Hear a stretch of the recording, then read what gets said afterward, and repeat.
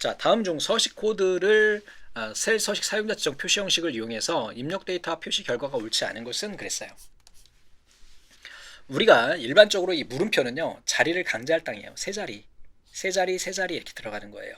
그리고 이 샵 주면은 얘는 값이 0일 때는 표시하지 않고요. 값이 0이 아닌 값일 때는 값을 표시합니다. 그래서 얘 같은 경우 3.75니까요. 분수로 표시하는 거예요. 어떻게 되냐면 이렇게 어떤 값이 있고요. 한 칸 띄워주고요. 분수로 어떤 값을 이렇게 입력해주게 되면 얘는 분수로 입력됩니다. 이거 분수 입력에 대한 것도 종종 출제돼요. 그래서 30번에 가서 제가 분수를 한번 입력해 볼게요. 어떻게 하냐면 3과 2분의 1 이렇게 입력하면 우리가 3과 2분의 1이 표시가 돼요. 근데 저기에서의 물음표는 뭐냐면 우리 컨트롤 1키 눌러보시면은 표시 형식이 있고요. 컨트롤 1키입니다.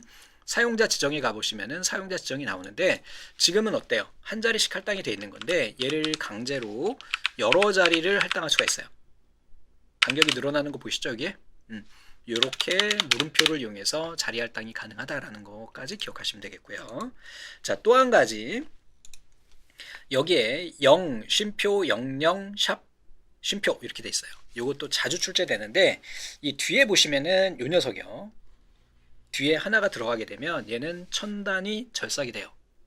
천단위 절삭. 얘는 천단위 구분교를 적용해요. 그러면 천단위 구분교가 이렇게 적용이 되고요. 얘는 절삭이니까 이 뒤에 있는 세 자리를 날려버려요. 대신에 반올림이 됩니다. 그래서 얘는 마이너스 7이 나오게 돼요. 맞습니까? 그런데 이거 아주 어렵고 재밌는 문제인데요. 이 샵과 0이라고 하는 것을 여러분들이 많이 헷갈려 하세요. 서식 코드 중에 샵하고 선생님 0의 차이는 뭔가요? 자, 그 차이는요. 값이 0일 때만 차이가 나고 나머지는 차이가 안 나요. 무슨 얘기냐? 내가 그 셀에 여기에다가요. 제가 0을 입력해서 한 번에 다 넣어 볼게요. 그 다음에 이렇게 두 개에다가는 컨트롤 1키 눌러주고 사용자 지정에 가서 얘를 0으로 바꿔주고요. 0이 나왔죠.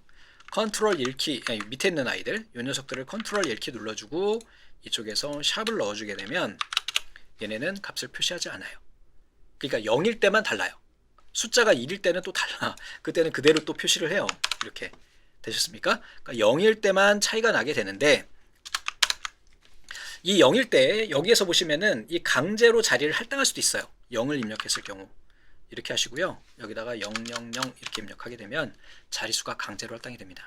대신에 샵 같은 경우는 아예 생략이 되기 때문에 샵을 여러 개 줘봤자 아무런 변화가 없어요. 그걸 이야기하는 겁니다. 이 문제는 아주 좋은 문제예요.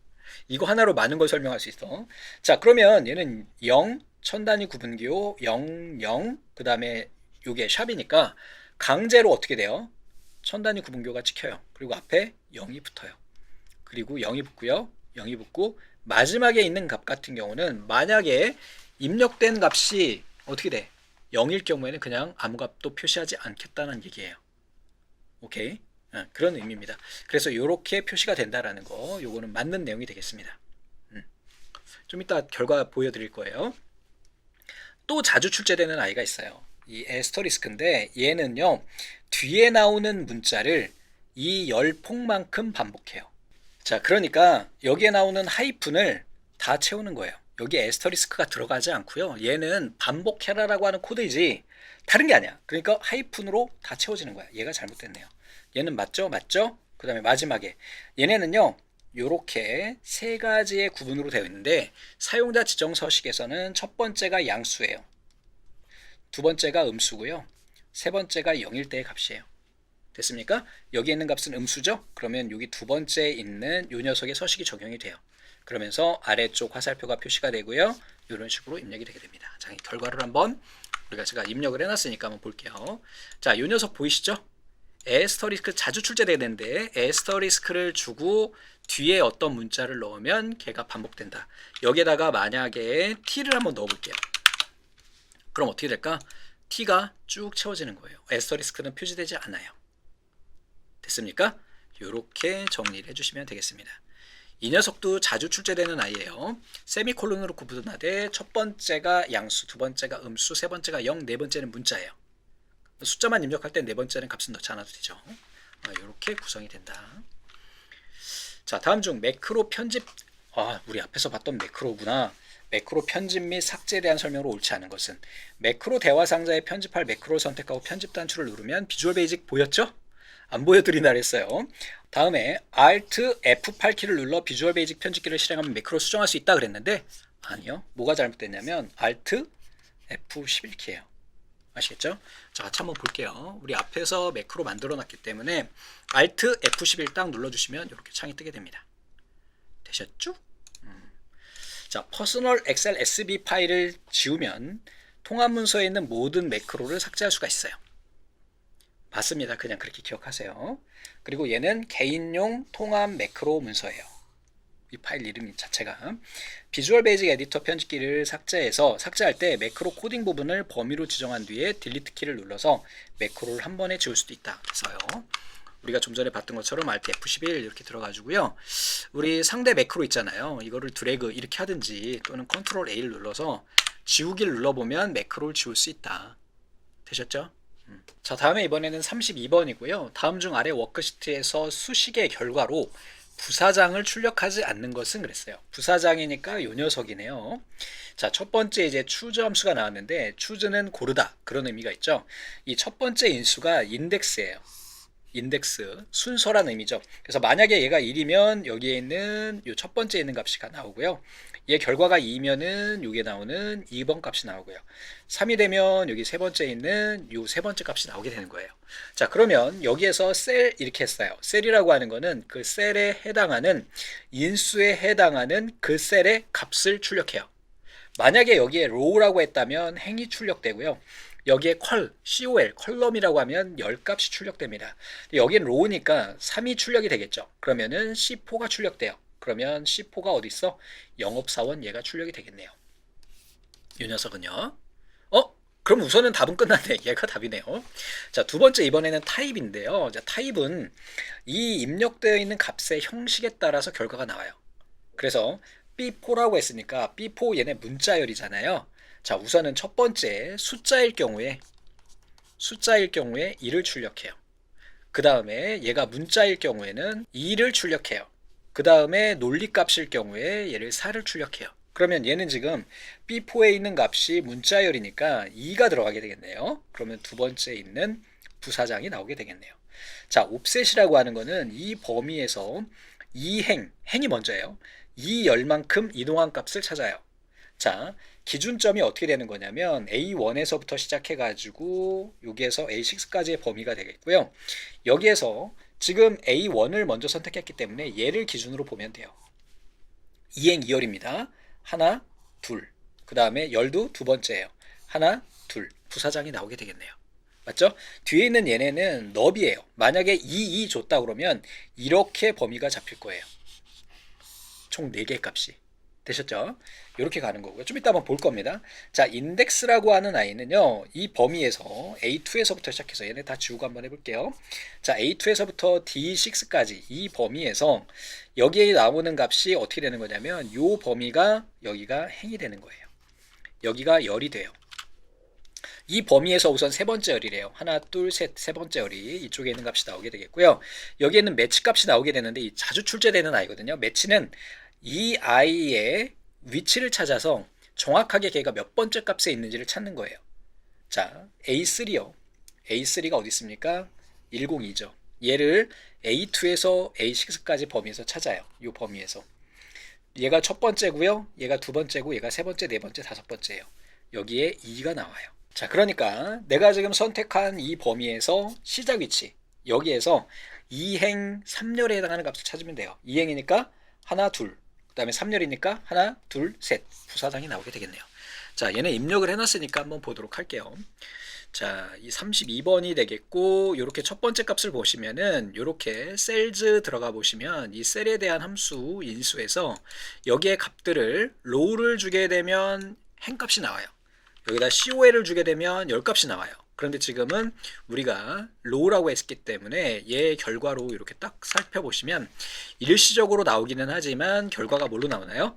영업사원, 즉 3행에 있는 값이 나오게 되는 거예요. 그래서 이 셀 함수만 이렇게 인식을 시켜보면 여기에 이렇게 클릭하시고요. 얘네를 이렇게 지워보면 스페이스를 눌러보시면은 종류가 나옵니다. 주소, 컬럼, 컬러, 컨텐츠 이런 거 나오는데 다 무시하세요. 얘가 많이 출제되는 애는 아니거든요.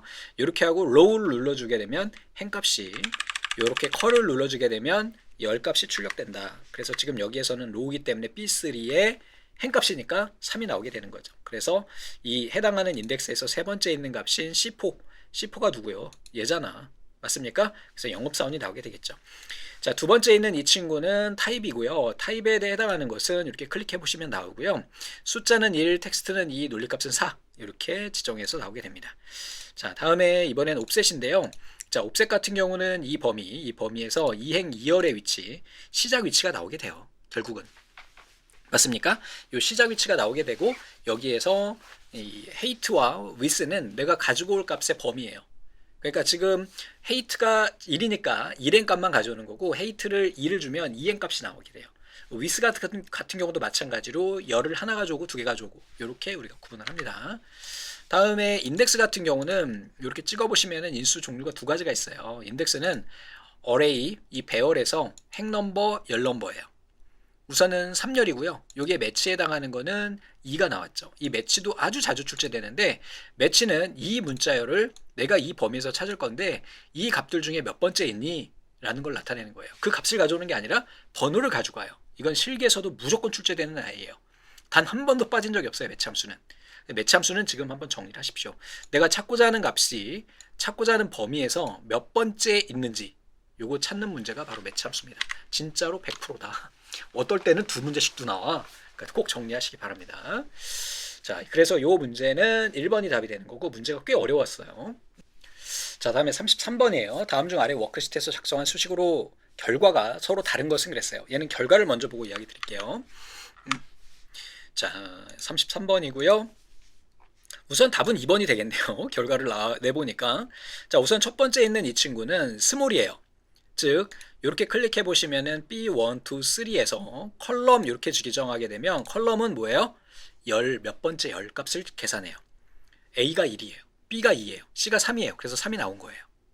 되셨죠? 자, 그럼 스몰의 이 범위에서 세 번째 작은 값을 찾는 겁니다. 제일 작은 게 누구예요? 30이죠. 다음 작은 게 60이지. 그 다음 작은 게 70이잖아. 70이 나온 거예요. 몇 번째 작으냐 이걸 물어본 겁니다. 다음에 2번 같은 경우는 스몰 이렇게 했고요. 여기에서 에버러지 이렇게 지정을 했어요. 한번 클릭을 해볼까요? 자, 이렇게 보면 여기에 에버러지에 배열 상수가 들어있게 됩니다. 지금 이 해당하는 배열에서 지금 K 값을 가지고 오는데 지금 에버러지에 대한 결과로 1, 2, 3, 4, 5 평균을 한번 내볼까요? 우리 여기다가 1, 2, 3, 4, 5의 평균 계산을 한번 해보겠습니다. 여기까지가 5죠. 그리고 이 녀석을 이렇게 해가지고 평균을 지정하게 되면 3이 나오게 되겠네요. 맞아요?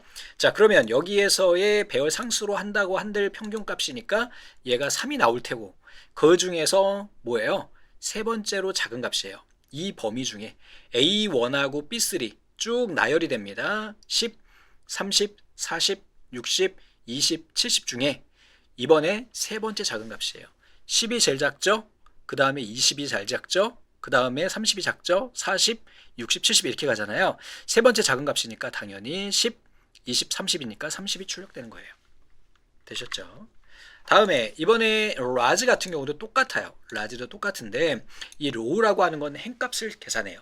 그러니까 A1이니까 1행이 되는 겁니다. 1이 나와요. 그럼 A1하고 B3에서 1이니까 뭐가 나올까? 70이요. A1하고 B3의 값은 이렇게 나오는 거고 이 중에서 뭐야? 제일 큰 애를 찾으면 돼. 제일 큰 애 누구? 70이요. 됐죠? 다음에 이번에는 4번 한번 볼게요. 이번에도 라지인데 이번에도 마찬가지로 얘가 3이 나오잖아. 그럼 이번엔 뭐야? 세 번째 큰 값이에요. 이 중에 제일 큰 애가 누구야? 90. 두 번째 큰 애가 누구야? 80. 그 다음 큰 애가 누구야? 70이죠. 몇 번째 큰지 몇 번째 작은지 계산하는 아이고 얘네는 필기에 종종 출제됩니다. 그래서 라지하고 스몰 이렇게 보고 답은 우선 2번이 되겠네요. 다음 중 통합문서에 대한 설명으로 옳지 않은 것은 그랬어요. 자, 시트 보호는 통합문서 전체가 아닌 특정 시트만 보호한다 그랬어요. 이거 아주 자주 출제되는 아이예요. 실기에도 한 문제가 고정이 돼 있어요. 공유된 통합문서에는 여러 사용자가 동시에 변경이 병합할 수 있다. 맞아요. 통합문서 보호 설정 시 이번에는 통합문서 보호예요. 얘는 시트 보호예요. 이거 두 개 구분하는 문제가 나옵니다. 설정 시 암호를 지정하면 워크시트에 입력된 내용을 수정할 수 없다 그랬는데 얘가 잘못된 겁니다. 이거 좀 이따 말씀드릴게요. 사용자가 워크시트를 추가, 삭제하거나 숨겨진 워크시트를 표시하지 못하도록 할 때는 통합 문서의 구조를 잠글 수 있다 그랬어요. 통합 문서 보호 기능에 대한 정확한 정의입니다. 자, 설명 들어갑니다. 보호에는 크게 두 가지가 있어요. 시트 안에는 뭐가 들어있나요? 우리 셀로 구성이 되어 있죠. X, Y 해가지고. 그러면 통합 문서요. 엑셀 파일에는요. 통합 문서에는 뭘로 구성이 되어 있나요? 바로 시트로 구성이 되어 있어요. 뭔 얘기냐고? 아직 명칭을 잘 모르니까. 자, 이렇게 보시면은 지금 33시트가 있죠. 34시트도 있네. 그치? 이걸로 가자 해보자. 이렇게 34시트가 있다면 시트에는요, 이렇게 셀로 구성이 되어 있어요. 행과 열의 격자, 크로스 위치인 이 녀석들의 이름을 셀이라고 이야기합니다. 세포예요, 세포. 이렇게 이야기를 하고, 또 지금 여기에 보이시는 2020년 2회에 해당하는 통합 문서에는 여러 개의 시트로 구성이 되어 있어요. 그럼 보호하는 대상이 결정이 나겠죠. 자, 제가 시트 우클릭하고요. 여기다 시트 보호를 누르게 되면 어떻게 되느냐? 여기에 있는 내용을 변경할 수가 없어요. 대신에 시트의 이동 또는 시트의 추가, 이런 거는 굉장히 자유로워져요. 그러니까 제약이 없다는 얘기지. 굉장히 자유로운 게 아니라, 그러니까 시트 보호는요, 셀을 보호해요. 그러면 통합 문서 보호하면, 자, 여기에서 검토에 가보시면은 이쪽에는 통합 문서 보호가 있어요. 시트 보호는 해제할게요. 통합 문서를 보호해주게 되면 이때는 어떻게 되느냐? 시트의 이동 및 시트의 편집이 불가능해져요. 대상이 결정이 났죠.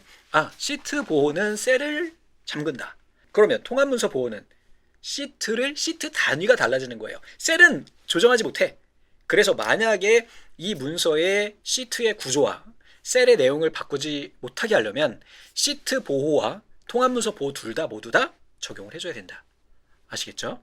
자, 이건 실기 문제에 고정되어 있는 아이고, 이렇게 살펴보시면 되겠습니다. 자, 일반적으로 우리가 여기에다가 뭐 내용을 지울 수 있죠. 이렇게 지울 수 있는데, 이 범위에 대해서 범위를 선택해주고 컨트롤 1키 눌러준 다음에 보호 탭에 가보면 잠금, 숨김 이런 옵션이 있어요. 그래서 이렇게 눌러주고 클릭해보시면 지금은 아무 변화가 없어. 근데 여기에서 우리가 시트 보호를 적용을 하고요. 잠긴 셀은 선택은 뭐냐면 우리가 범위 선택해가지고 좀 전에 잠금 체크한 데 있죠. 그 범위에 대한 부분 또는 잠그지 않은 이 범위에 대해서 선택할 수 있다는 거야. 선택은 돼요. 그런데 지금 보시면 위에 수식 입력줄에 값이 안 나오죠. 왜? 우리가 좀 전에 컨트롤 1키를 눌러가지고 뭐 했어요? 숨김을 눌렀기 때문이에요. 시트 보호 해제하면 값이 나와요. 수정도 안 돼요. 되셨죠? 자, 통합 문서 보호는 어떻게 된다? 여기 있는 내용들은 막 바꿀 수 있어요. 하지만 시트의 이동 변경이 안 돼요. 자, 그럼 여기에서 이제 한 가지 여러분들 오늘 회차 문제에 나온 것 중에 시나리오 작업이 있었어요. 우리 시나리오 작업은 어떻게 됐어요? 새로운 시트가 추가됐죠. 맞습니까? 그렇다면 우리가 통합 문서 보호가 돼 있는 상태에서 시나리오 작성이 가능할까요? 아니요, 작성 못합니다. 이것도 시험 문제 자주 나오는 아이예요. 본 김에 이야기 드린다. 자, 됐죠? 그래서 결국은 뭐다? 3번이 답이 된다. 자, 아래 워크시트에서 각 부서마다 직위별로 종합 점수의 합계를 구하려고 한다. 다음 중 B17셀에 입력된 수식으로 옳은 것은 그랬어요.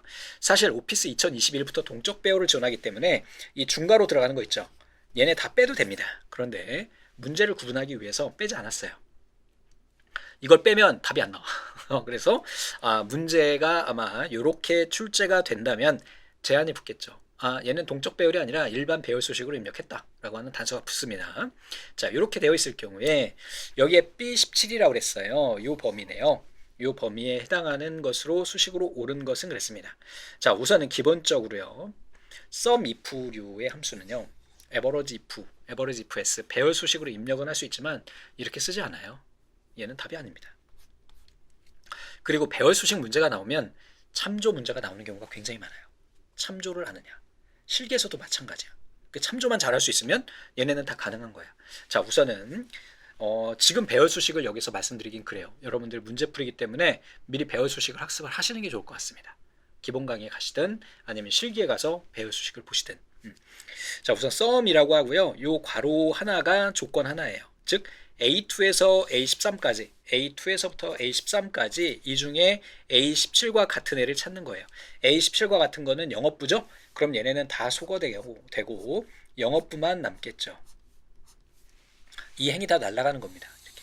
왜냐하면 여기 곱하기를 줬기 때문이고 두 번째 조건이에요. 얘는 두 번째 조건. 이번에는 B16이니까 B16 요 녀석이 되겠네요. 두 번째 열에서 부장을 찾아요. 부장. 그러니까 부장만 찾아보자. 부장만 찾아보면 여기 있고요. 부장인 애를 찾는 거죠. 부장인 애를 찾아요. 이렇게 찾아줍니다. 지금 잘 생각해 보세요. 여기에 얘네가 이제 배열 수식으로 친다 그러면은 영업부이니까 얘네가 1이 나올 테고요. 나머지는 0이 나올 거예요. 1 나올 테고요. 나머지는 다 0이 나오고 얘 하나만 1이 나올 거예요. 여러분들 0 곱하기 1은 얼마죠? 0이요. 0 곱하기 0은 얼마죠? 0이요. 1 곱하기 1은 얼마죠? 1이죠. 즉, 이 조건과 이 조건 둘 다 만족할 때만 결과가 나오게 돼요. 얘네는 다 소거됩니다. 곱하기 되면서. 마스킹 된다고 이야기를 해요. 그래서 배열 수식은 바로 이거예요. 그래서 첫 번째에 있는 요 녀석에 대한 결과가 아무것도 안 나올 거예요. 0밖에 안 나올 거예요. 그리고 마지막에 우리가 합계할 범위. 합계 범위 여기에 보면 지금 뭐라 그랬어? 뭐에 대한 걸 준다 그랬지? 종합 점수니까 요 범위를 지정한 거예요. 되셨죠? 그러니까 만약에 11이다. 여기 홍보부를 찾는다 그러면 만약에 여기 자동 채우기 해가지고 홍보부다 그러면 홍보부의 부장이다 그러면 요 녀석만 살아남게 돼요. 여기까지 봤을 땐 큰 문제는 없어요. 그런데 문제는 얘를 채우기 핸들을 사용해 가지고 여기다 입력하고 자동 채우기를 드래그한 거예요. 그렇다면 잘 봅시다. A17셀이에요. A17 누구야? 요 녀석이죠? 요 녀석을 만약에 오른쪽으로 드래그 한다면 두 번째 있는 과장 같은 경우는 어떻게 될까요? 이 녀석이 B17셀로 참조 주소가 바뀌겠죠. 아무것도 없는데 안 됩니다. 이 문제는 참조에 대한 문제예요. 배열 수식은 거의 80% 이상이 참조를 알면 풀 수 있는 문제가 많아요. 자, 이게 안 됩니다. 자, 그럼 어떻게 될까요? 우리가 오른쪽으로 자동 채우기 할 때 여기에 있는 A열, 여기서 벗어나지 못하도록 A열 앞에다가만 절대 참조를 지정합니다. 맞네? 오케이. 다음에 이번에는 부장이라고 하는 애예요. 얘는 아래쪽으로 채우기 핸들을 드래그 할 거란 말이야. 채우기 핸들을 눌렀을 때 여기에 있는 이 녀석은 어때요? 행방향이 움직이게 되잖아. 지금은 16행이지만 자동 채우기 하면 17행이 될 거 아니야? 그럼 행 앞에 절대 참조를 지정합니다. 맞네요, 얘가. 밑에 있는 애는요. 반대로 돼 있잖아. 참조에 대한 건 기억하고 계셔야 됩니다. 자동 채우기 핸들을 드래그 했을 경우에 그 셀 참조 범위가 바뀌는 것을 상대 참조라고 얘기하고 앞에다 달러를 붙이게 되면 얘가 절대 참조로 바뀐다라는 거. 지금처럼 행열 따로 혼합해서 넣을 수도 있다는 거까지 기억하시면 되겠습니다. 자, 한번 우리가 작업한 걸 보도록 할게요. 자, 얘가 1번이에요. 얘가 2번, 3번, 이냐? 아니지. 요렇게지, 요렇게, 그지? 1, 2, 3, 4 이렇게 되는 거지, 그지? 자, 이게 결과적으로 답은 요 녀석이 나오는 거죠. 지금 첫 번째 있는 애는 어떻게 됐나요? 79가 계속 나오죠. 그 이유는 뭘까? 첫 번째 보면 더블 클릭해 보시면 알아요. 조건이 잘 들어갔어. 그런데 여기에서 오른쪽으로 쭉 드래그 해보면 마지막에 더블 클릭해봐도 계속해서 이 녀석들은 계속 더블 클릭한 상태로 절대 참조가 적용이 되기 때문에 그렇고 기본적으로 sum if s로 배열 수식을 작성을 왜 합니까? 예? 작성 가능하긴 하지만 쓰지 않아요. 그래서 얘네는 아웃이고. 자, 두 번째 문제예요. 얘도 마찬가지로 현재는 더블 클릭해 보니까 참조가 잘 돼 있어요. 근데 채우기 핸들 드래그 해 보니까 어떻게 됐어 지금? 뭐야 이거? 영업부 찍혀 있어야지. 다음 이번에는요 더블 클릭 눌러볼게요. 그랬더니 어때요? 영업부이면서 대리. 이 녀석은요 영업부이면서 과장. 이렇게 잘 참조가 되겠죠. 다음에 마지막 4번 같은 경우도 마찬가지로 지금 보시면 어떻게 돼요? 과장이 한행 밑으로 내려왔어. 그래서 얘를 사실은 이렇게 하고 총 3개 행까지 범위를 잡고 더블 클릭을 해봐야 정확한 결과를 만들어낼 수가 있겠죠. 유출을 우리가 할 수 있는 거예요. 자, 그리고 배열 수식에 대해서 잠깐 미리 한번 말씀을 드려보면 우리가 지금 여기에 있는 이 녀석을 답이라고 했잖아요. 이 녀석의 배열 수식의 결과는 어떤 거냐면 이렇게 잘 보세요. 여기에 있는 이 괄호 하나가 조건 하나예요. 배열 수식을 할 때는요. 배열 조건 하나마다 가로를 칩니다. 이거는 진리예요. 진리. 바이블이야 바이블. 꼭 그렇게 해야 돼요. 안 그러면 오류가 나요. 이렇게 괄호 세트로 묶고요. F9키를 딱 눌러보세요. 그러면 true and false가 나와요. 지금 첫 번째이니까 지금 우리가 인식시킨 아이는 뭐예요? A17이니까 영업부인 아이들만 true가 나온 거야. 지금 보시면은 첫 번째 있는 값 영업부네. 그래서 true가 나온 거고요. 두 번째 false죠. 총부니까 그지? 쭉 내려와서 맨 뒤에 true true 두 개 있죠? 이렇게 나오는 거예요. 여기에선 ESC 키 눌러주시면 됩니다. 자, 다음에 두 번째 조건도 이렇게 들어가 볼게요. 이번에는 뭐야?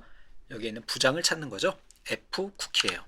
눌러보시면 부장을 쭉 찾는데 몇 번째 있나요? 맨 뒤에 하나 있네. 여기 true 있네요. 아, 중간에도 있나 봐. 이렇게 true 있는 아이들은 부장이 여기 있는 거죠. 맞습니까? 자, 그러면 얘네 두 개를 이제 곱하는 거예요. true 곱하기 true, false 곱하기 false, 이걸 보는 겁니다.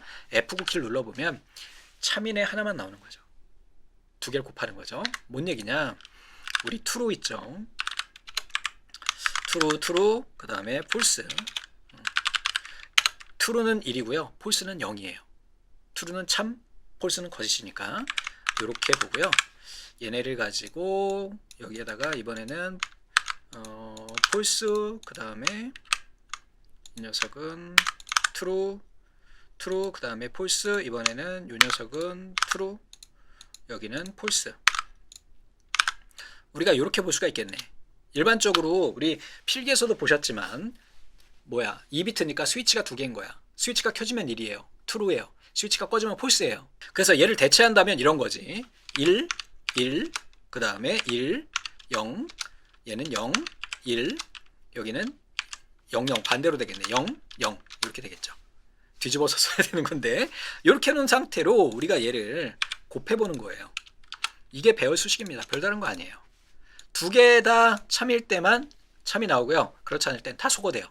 그러니까 지금 첫 번째 있는 이 조건, 여기에서 배열 수식 찍어보시면은 이 첫 번째 있는 조건도 참이어야 되고요. 얘도 참인 배열에 대해서만 그 값이 나온다는 거예요. 그리고 어떤 값에 1을 곱하면 그 값의 크기의 변화는 없다. 아시죠? 우리 초등학교 때 배웠어. 그게 바로 배열 수식에 대한 내용입니다.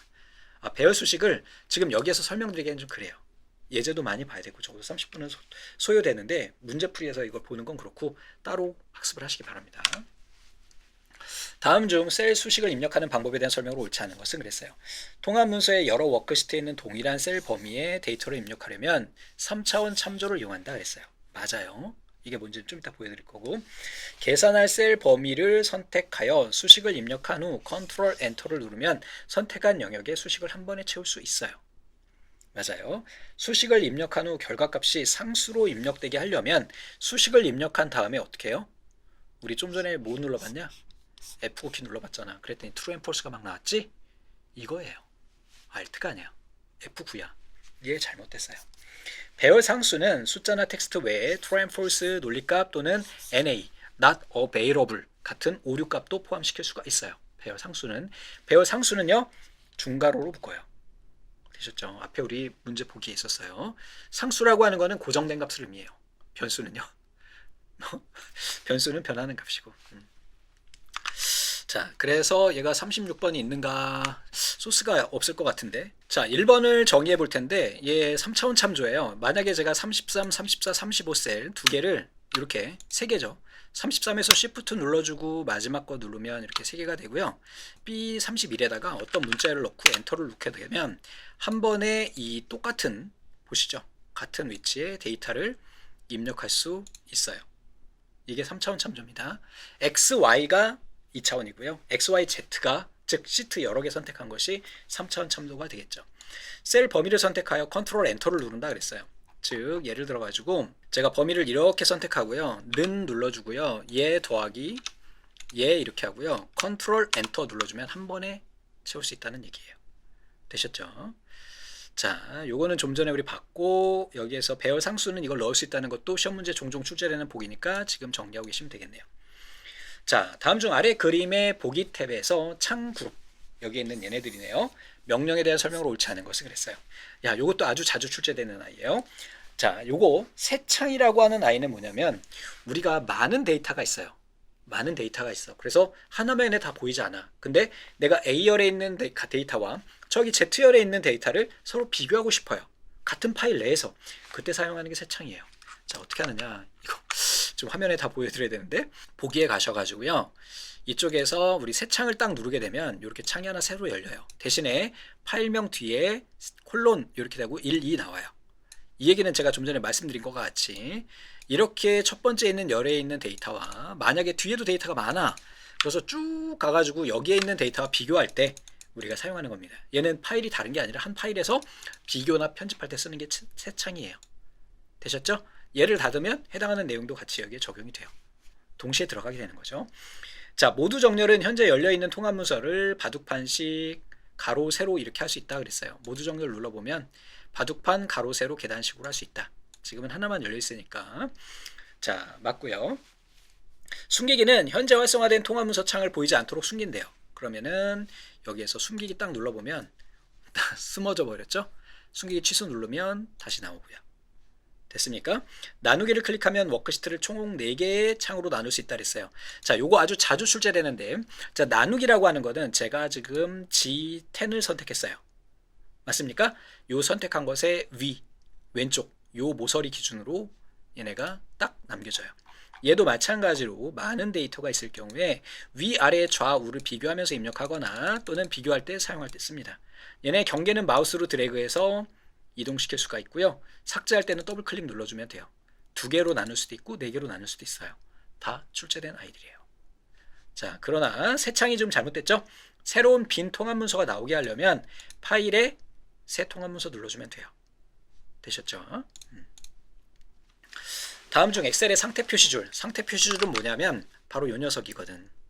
요 아래에 있는 요 녀석이요. 우리 앞에서 매크로 중지 버튼도 있었죠? 그리고 여기에 보시면은 보기에 대한 것도 나와요. 이건 지금 이번에 문제는 없는데 아주 자주 출제되는 아이 중에 하나예요. 우리 보기에서 기본과 페이지 나누기 미리 보기, 페이지 레이아웃 보기, 요거 구분하는 문제도 종종 출제되는데 여기서 우리가 지정할 수가 있고요. 확대 배율은요, 몇 프로까지 가능하냐면 쭉 드래그 해보면 400%까지 돼요. 10%에서 400%. 이것도 종종 출제됩니다. 400%야. 최대가 400%야. 더 안 돼. 그리고 여기 더블 클릭하면은 이렇게 우리가 사용자가 원하는 대로 지정할 수도 있어요.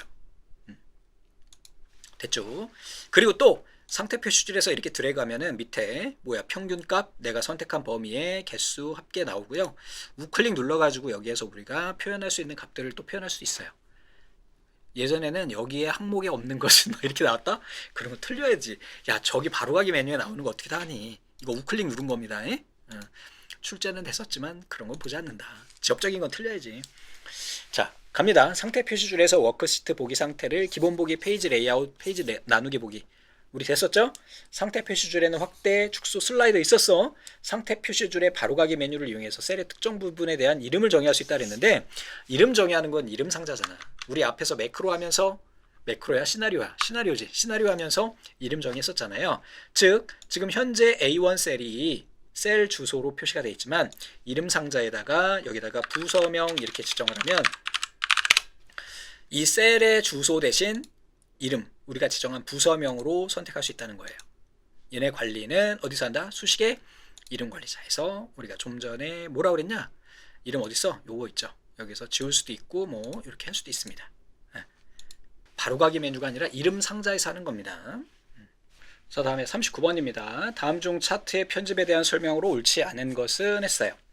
차트와 연결된 워크시트의 데이터에 열을 추가하면 차트에 자동으로 반영되지 않는다 그랬어요.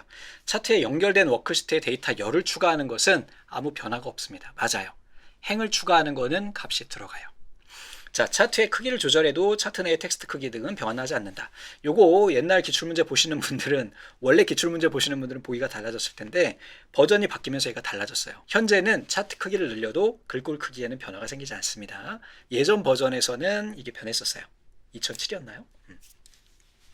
이렇게 되는 거고요. 차트에 적용된 원본 데이터에 행이나 열을 숨겨도 차트엔 반영되지 않는다 그랬는데, 여기에서 행을 숨기거나 열을 숨기면은요, 해당하는 내용이 숨겨져 버립니다. 좀 이따 보여드릴 거고, 데이터 계열 순서가 변경되면 범례 순서도 자동으로 변경된다 그랬어요. 자, 그럼 한번 같이 한번 가볼까요? 여기에서 제가 만약에 이렇게 차트를 한번 그려볼게요. 요만큼 삽입, 그리고요 차트 이렇게 눌러주시면 나오게 되겠고요. 자, 첫 번째 거부터 한번 해볼까요? 지금 현재 제목의 글꼴 크기는 얼마? 14죠. 얘를 한번 키워볼까요? 쭉 키워봐도 얘는 계속해서 13입니다. 이게 예전에는 글꼴 크기가 바뀌었는데 이 문제가 버전이 업데이트 되면서 좀 달라졌다라는 거. 그리고 이번에는 지금 보니까 우리 구술평가랑 업무평가 중간에다 열을 하나 추가해 볼게요. 컨트롤 더하기 눌러도 항목이 더 추가되거나 하는 그런 문제는 없죠. 맞아요? 대신에 행 같은 경우는 들어갈 수가 있어요. 이렇게 눌러보시면은 행이 추가되면 해당하는 항목이 늘어나게 됩니다. 요거는 기억하고 계시면 좋겠고요. 자, 그 다음에 여기에 이번에는 숨겨볼게요. 우리 구술평가를 우클릭 눌러주시고 숨기기 이렇게 눌러보면 숨겨지는 걸 보실 수가 있고요. 행도 이렇게 범위 선택해가지고 숨기기 해보면 값이 숨겨지는 것을 볼 수가 있어요. 자, 데이터 계열 순서예요. 얘네 순서 바꿀 수가 있습니다. 클릭, 우클릭, 차트 데이터 선택이에요. 이거 데이터 선택 가보시면은 여기에서 범례 순서를 위아래로 바꿀 수 있거든요. 이렇게 바꿔보면 우리 계열 순서도 바뀌게 됩니다. 이것도 종종 출제되는 아이예요. 데이터 편집창, 요거 우리 데이터 원본 선택창 요거 종종 출제됩니다. 요거 기억하시기 바랍니다. 그래서 이렇게 된다는 거. 다음 중 엑셀의 인쇄 기능에 대한 설명으로 옳지 않은 것은 그랬어요. 엑셀에서 인쇄 기능으로 옳지 않은 것. 차트만 제외하고 인쇄하기 위해서는 차트 영역 서식 대화 상자에서 캐체 인사에서 체크 해제한다. 맞아요. 좀 이따 볼 거고요. 시트에 표시된 오류 값을 제외하고 인쇄하기 위해서는 페이지 설정 대화 상자에서 셀 오류를 공백으로 표시한다. 이것도 맞아요. 좀 이따 보여드릴게요. 이것도 두 가지 다 자주 출제되는 복이에요.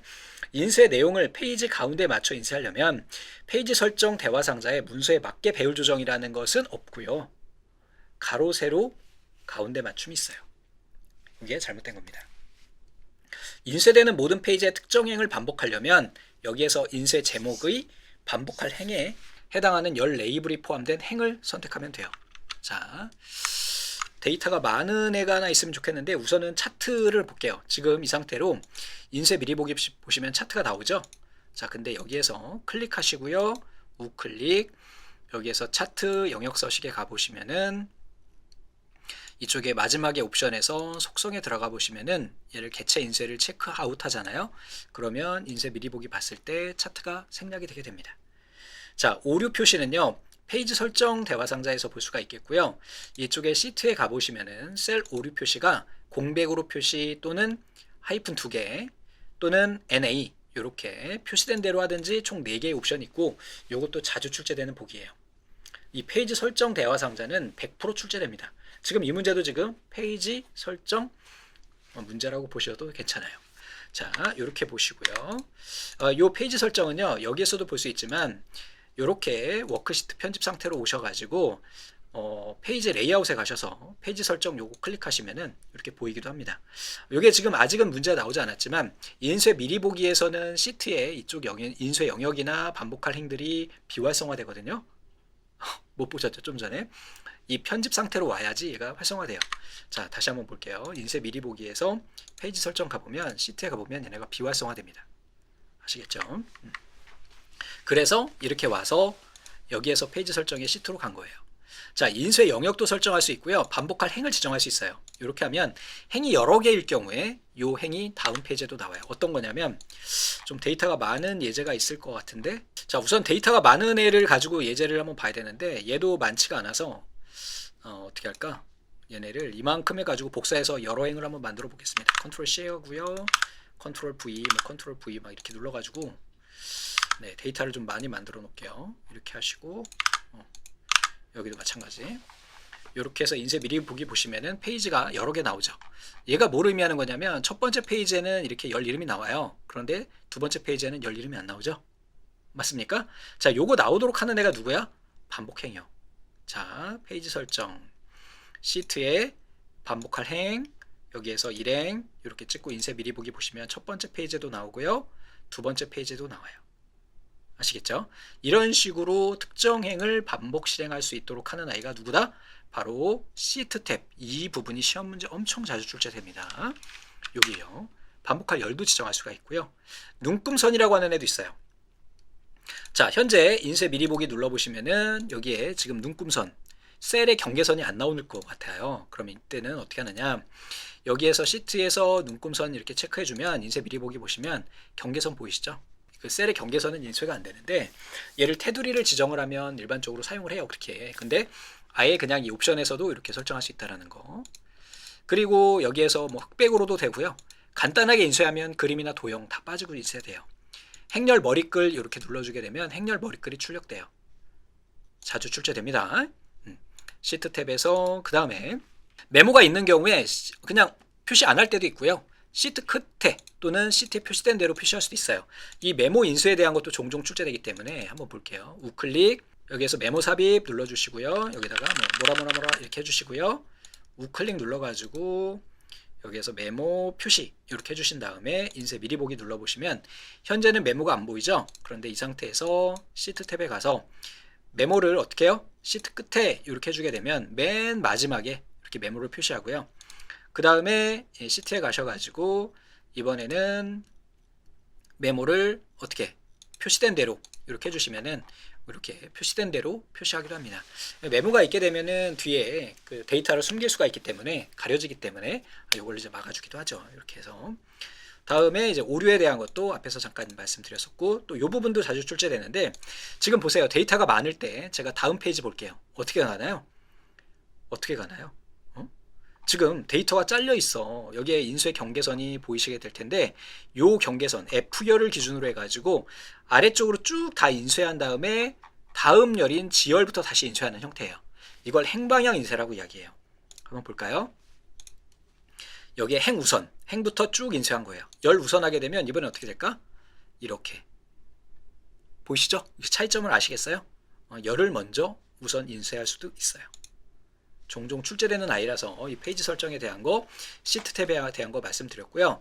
만약에 얘네를 가운데 맞춰 인쇄하고 싶다 그러면 페이지 가운데 맞춤이 있어요. 이렇게 해주시면은 페이지 가운데 맞춰서 인쇄가 됩니다. 여기에서 보시면 되겠네. 이렇게 되셨죠? 가운데 인쇄될 수 있도록 한다. 그리고 좀 전에 이야기한 아이는 여기에서 한 페이지에 인쇄될 수 있도록 하는 거는 자동 맞춤 11 누르면 한 페이지에 나오게 됩니다. 전체 데이터 내용이요. 여기까지 해서 기억하시면 되겠습니다. 첫 번째다 보니까 좀 설명이 많아졌어요. 점점 빨라질 겁니다. 자, 긴 시간 동안 고생 많으셨고요. 다음 회차 2020년 1회에서 만나 뵙도록 하겠습니다. 최신 기출부터 거꾸로 볼 거고요. 또 같은 과목끼리 볼 거예요. 고생하셨습니다. 감사합니다.